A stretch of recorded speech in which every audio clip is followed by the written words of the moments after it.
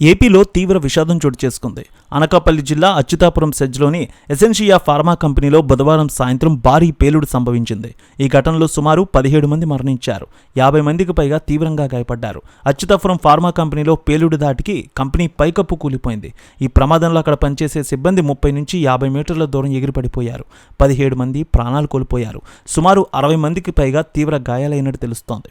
క్షతగాత్రుల్ని అక్కడ వివిధ ఆసుపత్రికి తరలించారు. వైద్యం అక్కడ కొనసాగుతోంది వారికి. తాజాగా ఈ ఘటనపై ప్రధానమంత్రి నరేంద్ర మోడీ కూడా స్పందించారు.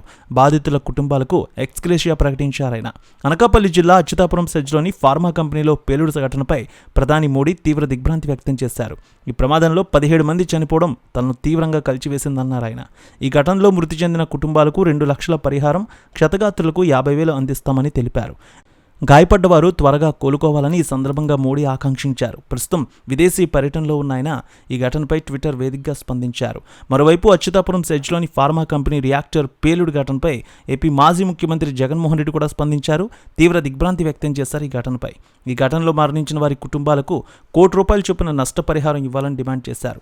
అంతేకాదు గాయపడిన వారు పూర్తిగా కోలుకునే వరకు వారికి ఆర్థిక సహాయం కూడా అందించాలన్నారు. ఘటనా స్థలాన్ని శుక్రవారం జగన్ పరిశీలిస్తారని వైఎస్ఆర్సీపీ తెలిపింది. అలాగే పార్టీ నేతలు, కార్యకర్తలు బాధిత కుటుంబాలకు అండగా నిలబడాలని పిలుపునిచ్చారు. ఈరోజు ఏపీ ముఖ్యమంత్రి చంద్రబాబు కూడా అచ్యుతాపురం వెళ్లనున్నారు. ప్రమాదం గురించి తెలిసిన వెంటనే సహాయక బృందాలు రంగంలోకి దిగాయి. బాధితులను ఆసుపత్రికి తరలించారు. ప్రస్తుతం క్షతగాత్రులకు చికిత్స అందుతోంది.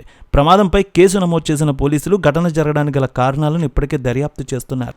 ప్రాథమిక నివేదిక ప్రకారం రియాక్టర్ పేలడం వల్ల ఈ ప్రమాదం జరగలేదని, సాల్వెంట్ లీకేజ్ వల్ల ఈ ఘటన చోటు చేసుకుందని అంటున్నారు. ఒకవేళ యాజమాన్యం నిర్లక్ష్యం వల్లే ప్రమాదం జరిగిందని తేలితే బాధ్యులపై కఠిన చర్యలు తప్పవంటున్నారు అధికారులు.